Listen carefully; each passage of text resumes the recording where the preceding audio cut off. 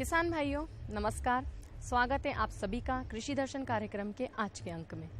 किसान भाइयों, जैसा कि आप जानते हैं कि हम सदियों से परंपरागत तरीकों द्वारा खेती करते आ रहे हैं, लेकिन यदि कृषि की उन्नत तकनीकों की जानकारी लेकर खेती करें तो सोने पर सुहागा हो सकता है। कृषि की इन उन्नत तकनीकों के प्रचार प्रसार के लिए हम हमेशा की तरह एक बार फिर हाजिर हैं आपके अपने पसंदीदा कार्यक्रम कृषि दर्शन के आज के अंक में।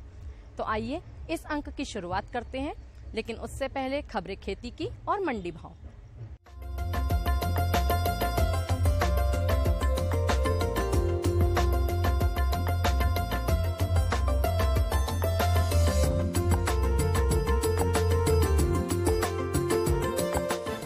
नमस्कार किसान भाइयों, खबरें खेती में आपका स्वागत है। आइए एक नजर डालते हैं कृषि की खास खबरों पर। मध्य प्रदेश को अतिरिक्त यूरिया मिलेगा 92 लाख हेक्टेयर में रबी बोनी। गुलाब प्रदर्शनी 3 जनवरी से गेहूं में सिंचाई के उन्नत तरीके, पोषण तत्वों की पहचान एवं निदान। और अब खबरें विस्तार से। मध्य प्रदेश के कृषि मंत्री श्री गौरीशंकर बिसेन ने नई दिल्ली में केंद्रीय कृषि मंत्री श्री राधा मोहन सिंह और रसायन एवं उर्वरक मंत्री श्री अनंत कुमार से मुलाकात कर उन्हें राज्य के कृषि परिदृश्य की जानकारी दी। उन्होंने बताया कि हाल ही में राज्य के 20 से अधिक जिले में वर्षा हुई तथा बुआई कार्य में तेजी आई है। ऐसे में किसानों को यूरिया खाद की बहुत जरूरत है। श्री अनंत कुमार को राज्य को प्रतिदिन 5 रेक यूरिया भिजवाते रहने का आश्वासन दिया। उन्होंने कहा कि प्रदेश को 1 लाख मीट्रिक टन अतिरिक्त यूरिया खाद उपलब्ध करवाया जाएगा। मध्य प्रदेश में अब तक रबी की कुल बुआई 92.14 लाख हेक्टेयर में हो चुकी है। अब तक गेहूं 46.82 लाख हेक्टेयर में बोया गया है। कृषि विशेषज्ञों के मुताबिक इस वर्ष प्रदेश में गेहूं का रकबा लगभग 50 लाख हेक्टेयर तक पहुंचने की संभावना है, जबकि लक्ष्य 60 लाख हेक्टेयर रखा गया है। प्रदेश में रबी का सामान्य क्षेत्र 84.77 लाख हेक्टेयर है। इस वर्ष 112.63 लाख हेक्टेयर में बोनी का लक्ष्य रखा गया है। अब तक लक्ष्य के विरुद्ध 78% बुआई की जा चुकी है। गेहूं के अलावा प्रदेश में अब तक चना 27.47 लाख हेक्टेयर में, मटर 2.78, मसूर 5.02, सरसों 5.69 लाख हेक्टेयर एवं गन्ना 66,000 हेक्टेयर में बोया गया है। अब रोज सोसाइटी एवं संचालनालय उद्यानिकी एवं प्रक्षेत्र वानिकी द्वारा 3 एवं 4 जनवरी 2015 को 34वीं अखिल भारतीय गुलाब प्रदर्शनी का आयोजन लिंक रोड नंबर 1 भोपाल स्थित गुलाब उद्यान में किया जाएगा। प्रदर्शनी की तैयारियां प्रारंभ कर दी गई हैं। इस गुलाब प्रदर्शनी में कई कलर एवं किस्मों के गुलाब प्रदर्शित किए जाएंगे। देश के कई शहरों से गुलाब उत्पादक अपने उत्पादों का प्रदर्शन करेंगे। इस दौरान प्रतियोगिता का आयोजन भी किया जाएगा, जिसमें शहर के गुलाब उत्पादक, शासकीय एवं निजी उद्यान, कट फ्लावर शामिल होंगे। 9 वर्ष में यह पहला अवसर होगा जब गुलाब प्रेमी प्रदर्शनी का आनंद ले पाएंगे। प्रदर्शनी में पॉट कंपटीशन भी होगा। रोज सोसाइटी के अध्यक्ष का कहना है कि बॉटल या पॉट पर प्रतियोगी का नाम नहीं होगा। इसकी जगह नंबर दिए जाएंगे, जिससे पहचान जाहिर नहीं होगी तथा जज आसानी से निर्णय ले सकेंगे। मिट्टी में समाहित जल की कमी हो जाए जिससे पौधे की वृद्धि एवं विकास पर प्रतिकूल प्रभाव पड़ने की संभावना हो तो सिंचाई करना आवश्यक हो जाता है। गेहूं की फसल में जल की कमी होने पर पौधों की पत्तियां मुरझाने व ऐंठने लगती हैं तथा तना झुकने लगता है। ऐसे में सिंचाई की जरूरत होती है। सामान्य गेहूं को एक सिंचाई में 7 से 8 सेंटीमीटर पानी की आवश्यकता होती है। सिंचाई मुख्यतः बॉर्डर पद्धति द्वारा की जा सकती है। क्यारी पद्धति में नाली द्वारा दूर दूर तक पानी ले जाया जाता है, जिससे अधिकांश जल नालियों द्वारा रिस कर व्यर्थ चला जाता है। जहां ट्यूबवेल द्वारा पानी दिया जाता है, वहां के अधिकांश किसान क्यारी बनाकर सिंचाई करते हैं, जिससे पानी लगाने की क्षमता मात्र 40 से 50% तक ही रहती है। इसमें नालियां व मेड़ों में 10 से 15% भूमि व्यर्थ में जाती है। स्प्रिंकलर पद्धति से जल की उचित मात्रा का उपयोग होता है व अधिक क्षेत्रफल में कम समय में सिंचाई की जा सकती है। समतल जमीन के साथ साथ ऊंची नीची जमीनों के लिए यह विधि उत्तम मानी गई। फसलों के लिए पोषक तत्व बेहद जरूरी हैं। पौधे बढ़वार के लिए मिट्टी, जल तथा वायु से कई तत्व ग्रहण करते हैं। फिर भी कई तत्वों की जरूरत पूरी करने के लिए अलग से तत्व देना जरूरी होता है। इन तत्वों की पहचान कर उसका उपचार करना आवश्यक है। सल्फर की कमी से पत्तियां पीली होकर गिरने लगती हैं। ब्रेसिका कुल में पत्तियां मुड़ जाती हैं और वृद्धि करने वाला भाग सूख जाता है। पौधों का तना खराब हो जाता है और उसकी वृद्धि कम हो जाती है। प्रोटीन की मात्रा में भी कमी आ जाती है। इसके लिए सल्फर युक्त उर्वरकों जैसे ammonia sulphate, gypsum, super phosphate, potassium sulphate आदि को मिट्टी में मिलाया जाता है। इन उर्वरकों तथा खादों के प्रयोग से मिट्टी में सल्फर की कमी दूर की जा सकती है। किसान भाइयों, खबरें खेती में बस इतना ही। अब आप देखिए मंडी भाव और मुझे दीजिए इजाजत। नमस्कार।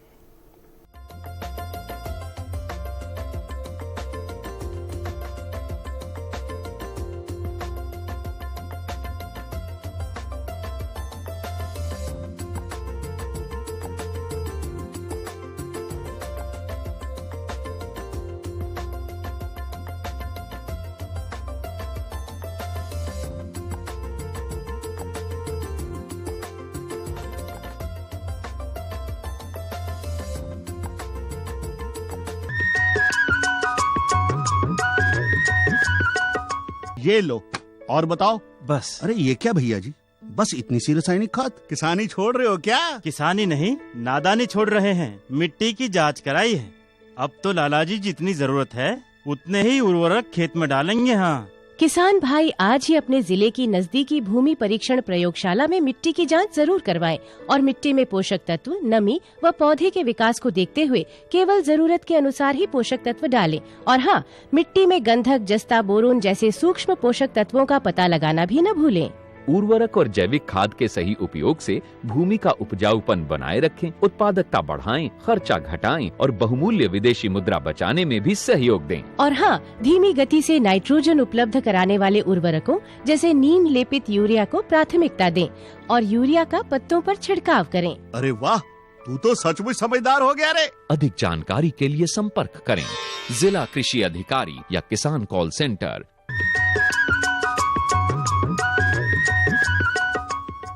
किसान भाइयों, अक्सर यह देखा जाता है कि कपास की चुनाई के समय हमारे किसान भाई पर्याप्त सावधानियां नहीं बरतते हैं, जिसके कारण कपास के खराब होने या इसकी गुणवत्ता में कमी आने की समस्या बन जाती है और हमारे किसान भाइयों को भारी नुकसान उठाना पड़ता है। इस समस्या से बचाव के लिए हमारे किसान भाइयों को कपास की चुनाई के समय कौन कौन सी सावधानियों को बरतना चाहिए, बता रहे हैं हमारे विशेषज्ञ। हमारे विशेषज्ञ हैं श्री सतीश पड़साई जी।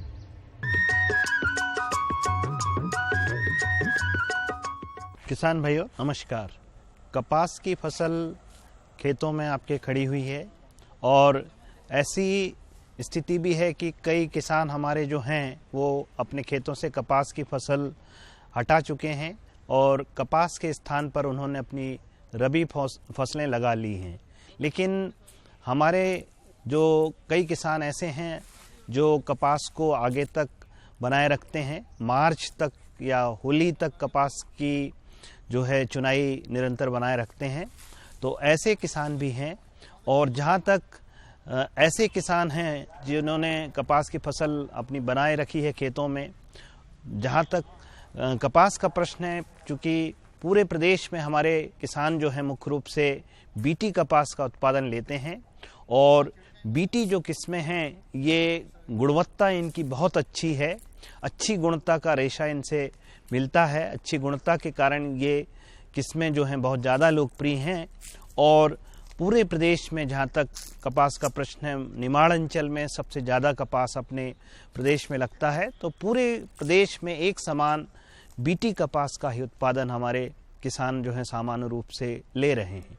जहाँ तक कपास का चुनाई और भंडारण, दो काम इस समय मुख्य रूप से किसान भाई अपने खेतों में कर रहे हैं। जहाँ तक चुनाई और भंडारण का प्रश्न है, तो चुनाई और भंडारण में कपास में किसान भाई जो सावधानी लेना है उन पर मैं आपको थोड़ी सी जानकारी आज यहाँ दूंगा। जहाँ तक कपास की चुनाई का प्रश्न है, सबसे पहले तो कपास की चुनाई में हमें ये ध्यान में रखने की आवश्यकता है इस समय, चूँकि ओस गिर रही है। प्रातः के काल में यदि हम चुनाई आरंभ करने जाते हैं तो निश्चित रूप से ओस जो है उस समय गिरी हुई होती है। तो हमें सबसे पहली सावधानी ये लेने की आवश्यकता है कि जो ओस है वो पूरी तरह से सूख जाए, उसके बाद हम अपना चुनाई का काम आरंभ करें। फिर चुनाई में किसान भाई ऐसा भी कई बार देखने में आता है कि किसान भी अविकसित, अधखिले या कीटों से प्रकोपित जो घेंटे हैं उनकी चुनाई भी कर लेते हैं। तो इसमें भी उन्हें सावधानी लेने की आवश्यकता है। अच्छी तरह से परिपक्व खिले हुए जो घेंटे हैं कपास के, वो ही किसान भाइयों को चुनाई के लिए एकत्रित करना है। और चुनाई करने के पश्चात जहाँ तक इन का प्रश्न है, चुनाई में एक और सावधानी लेने की आवश्यकता है कि कई बार किसान भाई चुनाई में थोड़ा सा जल्दी करते हैं, और जल्दी करने की वजह से चूँकि कपास की पत्तियां सूखी हुई रहती हैं इस समय, तो कपास की पत्तियां भी जो हैं चुनने में आ जाती हैं। या कई अवसरों पर ऐसा देखने में आया है कि डंठल जो हैं पौधे के, या जो पुष्प है जहाँ से घेटा जो चुन रहे हैं वहाँ से जो डंठल है वो कपास का चुनने में आ जाता है। तो ये जो तमाम तरह की असावधानी किसान भाई लेते हैं, जिनके कारण जो है कपास की चुनाई सही ढंग से नहीं हो पाती है, और इस प्रकार से अपमिश्रित कपास जो है उसकी चुनाई किसान भाई कर लेते हैं। और यदि ऐसा कपास जो है किसान चुनाई करेगा तो निश्चित रूप से उसकी बाजार में जो है अच्छा कीमत नहीं मिलेगी, अच्छी गुणवत्ता नहीं रहेगी। इस स्थिति में तो ये सावधानी लेने की आवश्यकता है कि डंठल ना आए, उसमें पत्तियों के अंश ना आ पाए, ये भी सावधानी चुनाई में लेने की आवश्यकता है। इसके पश्चात जो कपास चुन रहे हैं उसको अच्छे तरह से साफ जो कपड़ा एक लें, उस पर इसे इकट्ठा करें, या किसान भाइयों के पास सामान्य रूप से तिरपाल सभी किसान के पास उपलब्ध रहता है, तो तिरपाल का भी उपयोग कर सकते हैं। अच्छी तरह से साफ जगह में अपना तिरपाल जो है या सफेद जो कपड़ा है उसे बिछाएं, और इसके पश्चात जो है कपास की चुनाई के उपरांत जो है उसको वहाँ इकट्ठा करें। इसके बाद में जो दूसरी सावधानी हमें लेने की आवश्यकता है कि कपास की चुनाई के बाद इसको अच्छी तरह से सुखाने की आवश्यकता है। अच्छी तरह से सुखाने के पश्चात जो है कपास, उसको हम भंडारण करने के लिए ले जाएं।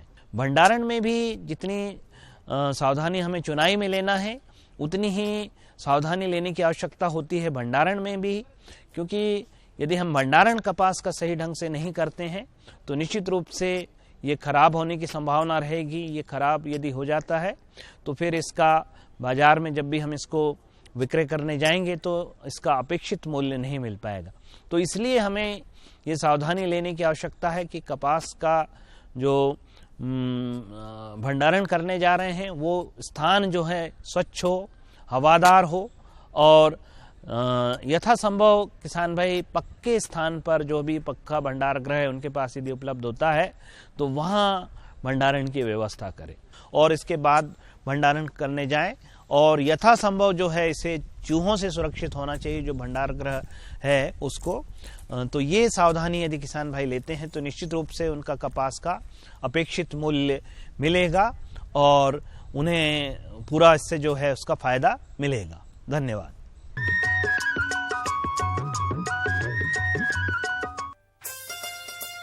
अम्मा खाना दे दो ना। सबर कर गोलू, अभी दाल नहीं गली है। तू फिक्र ना कर गोलू की अम्मा, अब की बार अपनी दाल खूब गलेगी। क्या मतलब जी? अब की बार NFSM के तहत दाल की पैदावार को बढ़ाने के तरीकों को दिखाने के लिए देश में 1000 क्षेत्र चुने गए हैं, जिसमें हमारा इलाका भी आ गया है। पर इससे हमें क्या फायदा? हमें 5 एकड़ खेती के लिए खाद और कीटनाशक के अलावा बढ़िया बीजों की एक मिनी किट भी मिलेगी। इतनी दाल का करेंगे क्या जी? अरे भगवान, सरकार ने दलहन का समर्थन मूल्य भी खूब बढ़ा दिया है और इनकी खरीद का भी पूरा इंतजाम कर लिया है। इससे आमदनी बढ़ेगी और फिर हमारा गोलू अच्छे स्कूल में जाकर के कृषि वैज्ञानिक बनेगा। हाँ,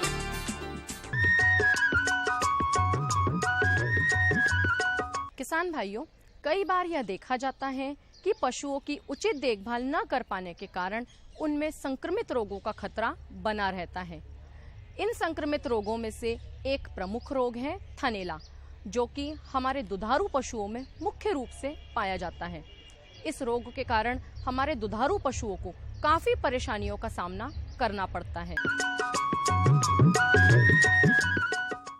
आज हम ठंड के मौसम में पशुओं में होने वाले बीमारियों एवं उनसे बचाव के विषय पर चर्चा कर रहे हैं। सबसे मुख्य एवं अहम रोग ठंड के मौसम का है मुंह एवं खुर का रोग। इससे बचाव का सिर्फ एकमात्र उपाय इसका टीकाकरण होता है।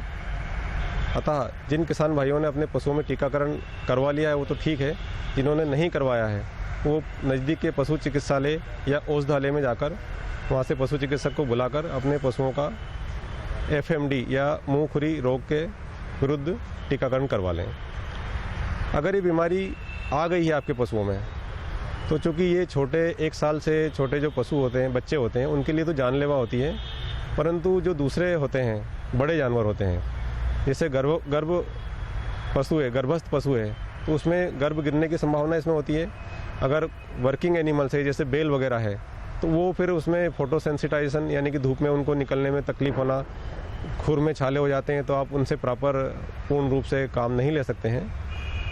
और दूधारू पशु है तो चूँकि वो मुंह में छाले हो जाते हैं, कुछ खाता पीता नहीं है, तो दूध उत्पादन इसका लगभग ख़त्म सा हो जाता है। बीमारी होने के बाद पशु चिकित्सक की सलाह से एंटीबायोटिक के इंजेक्शन, घावों की मरहम पट्टी नियमित रूप से करें जब तक कि घाव सूख ना जाए, अन्यथा इसमें पैर में जो है कीड़े वगैरह पड़ने की संभावना रहती है।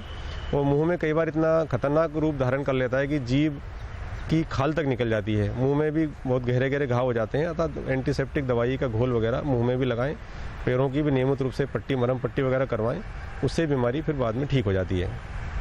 जो पशु बीमारी से ग्रसित नहीं हुए हैं उन्हें तुरंत आप टीकाकरण करवा लें।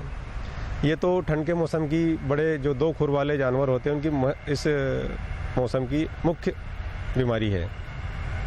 दूसरा, बकरी पालक अगर है तो एंटेरोटॉक्सीमिया करके एक बीमारी होती है, उसका भी टीकाकरण ही एकमात्र बचाव है। इस बीमारी से ग्रसित होने के बाद पशु हमें जो है इलाज करने के लिए समय नहीं देता है, वो तुरंत उसकी मृत्यु हो जाती है। अतः जो बकरी पालक किसान भाई हैं उनको मेरी सलाह है कि वो अपने पशुओं बकरियों का ET एंटेरोटॉक्सीमिया के विरुद्ध टीकाकरण तुरंत करवा लें। तीसरा, बकरियों में एक समस्या होती है बाह्य परजीवी संक्रमण की, जो कि बारिश के मौसम में और बारिश के बाद बहुत ज़्यादा होती है। अतः उसके लिए भी वो इंजेक्शन से रोकथाम की जा सकती है। बाह्य परजीवी नाशक दवाइयाँ भी आती हैं, पशु चिकित्सक की सलाह से आप उन्हें भी पानी में घोल करके लगा सकते हैं।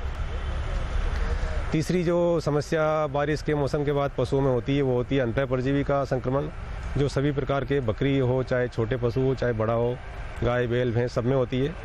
अतः इसमें भी अलग अलग परिस्थिति के अनुसार अलग अलग दवाइयाँ होती हैं। गर्भस्थ पशु के लिए अलग होती है, सामान्य के लिए अलग होती है, दुधारू के लिए अलग होती है। तो किसान भाई उनको पशु चिकित्सक से सलाह लेके एक बार वो कृमिनाशक दवाई जरूर दे दें। तीसरी जो बीमारी इस सीजन में होती है वो होती है निमोनिया की संभावना बहुत ज़्यादा होती है। अगर पशु ठंड के संपर्क में आ गया है या उसको ठंड लग गई है किसी प्रकार से, तो उसके शरीर का तापमान गिर जाता है, इसको हाइपोथर्मिया भी कहते हैं, शरीर का तापमान गिर जाना।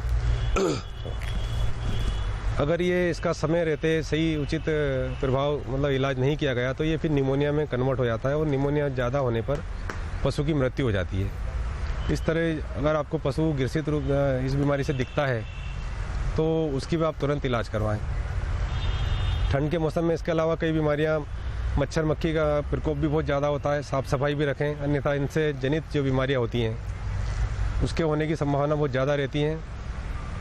मच्छरों मक्खियों का नियंत्रण के लिए साफ़ सफाई एवं फिनाइल वगैरह का घोल छिड़काव करके डाल सकते हैं। तो ये मुख्य बीमारियां इस मौसम में पशुओं में होती हैं। मुख्य बीमारी खुरपका मुँहपका है, उसके लिए टीकाकरण जरूर करवाएं, कृमिनाशक दवाइयाँ दें, ठंड से बचाएं। और इसके अलावा जो दुधारू पशु हैं उनके खान पान का, पानी की व्यवस्था अच्छे से रखें किसान भाई पशुओं के लिए, ताकि ठंड के मौसम में शरीर में किसी प्रकार से पानी की कमी ना हो पाए। इतना ही ठंड के मौसम में पशुपालक ध्यान रखें, चारे की व्यवस्था भी अच्छे से करके रखें। ओके, धन्यवाद। ढेर लग जाते, पर एक दिन फकीर बाबा का खुल गया राज। किसान कॉल सेंटर से जानते थे वो उन्नत खेती की हर बात। खेती से जुड़ी कोई भी समस्या हो तो किसान कॉल सेंटर से खेती के विशेषज्ञों की सलाह पाइए। तुरंत उसी समय अपनी ही भाषा में बात करके खेती बाड़ी से जुड़ी किसी भी सलाह या सवाल के लिए मुफ्त नंबर मिलाएं 1800 180 1551। खुशबू की फुहार में, स्वाद की बहार में, तरक्की की तानों में, खिलती मुस्कानों में, हरे भरे पौधों में, बड़े बड़े सौदों में, मधुर भिनभिनाहट में, खुशियों की आहट में। NHM बागवानी मिशन, हमारी चाहत, आपकी मुस्कुराहट।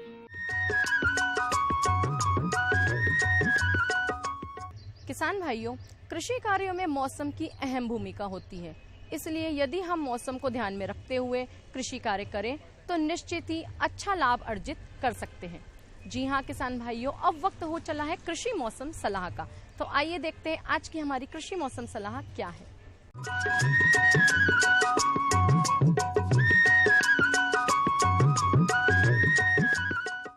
प्रदेश का स्थिति अभी जैसे देख रहे हैं, ये अरेबियन सी से कुछ नमी आ रही है, साथ साथ में आपका सदर्न पेनिनसुला होके भी नमी आ रही है, क्योंकि गुजरात ऊपर एवं हमारे जो analysis team, synoptic analysis team, वो देख रहे हैं एमपी के ऊपर भी एक ऊपरी आवर चक्रवात गुजरात के ऊपर भी है, तो ये कुछ नमी खींच के ला रहा है प्रदेश की तरफ।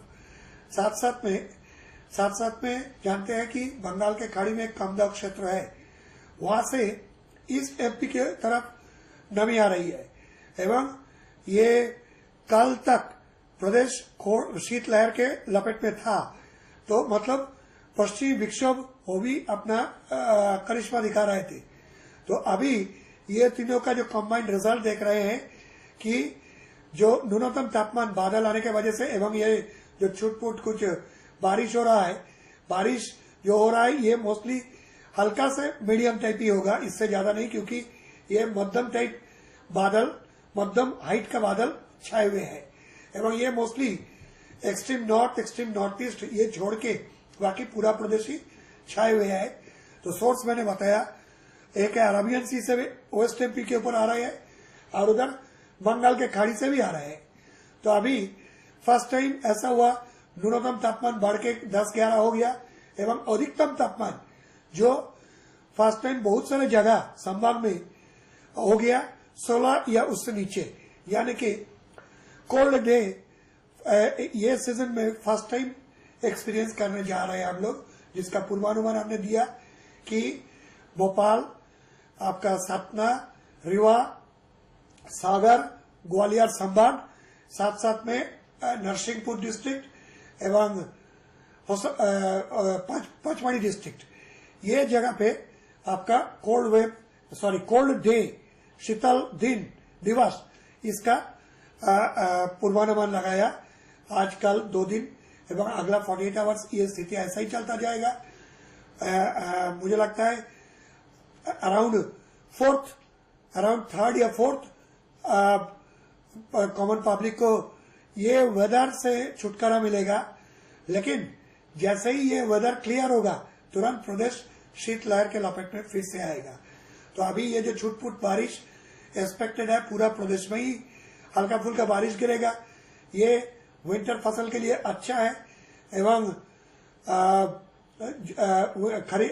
रबी फसल जो है वो अच्छा इसमें ग्रोथ होगा एवं अभी जो कुहारा केवल एक्सट्रीम नॉर्थ ऑफ एमपी यानी कि मोरेना, दतिया, ग्वालियर ये जगह पे डेंस फॉग का चांस है। कई जगह पे एट आइसोलेटेड प्लेसेस ओले गिरने का भी संभावना है, स्पेशली सेंट्रल एमपी एवं नॉर्थ ऑफ एमपी। तो यह है अभी तक का स्थिति। किसान भाइयों, यह था कार्यक्रम कृषि दर्शन, जिसके माध्यम से आपने निश्चित ही कृषि की नई नई जानकारियां प्राप्त की होगी। फिर भी यदि इस अंक को लेकर आपके कोई सवाल या विचार हैं, तो आप हमें पत्र द्वारा सूचित कर सकते हैं। पत्र भेजने के लिए हमारा पता है कार्यक्रम कृषि दर्शन, द्वारा निदेशक, कमरा नंबर 4, दूरदर्शन केंद्र, शामला हिल्स, भोपाल 462013। किसान भाइयों, अगले अंक में कृषि के ज्ञानवर्धक विषयों के साथ आपसे फिर मुलाकात होगी। तब तक के लिए सारिका को आज्ञा दीजिए।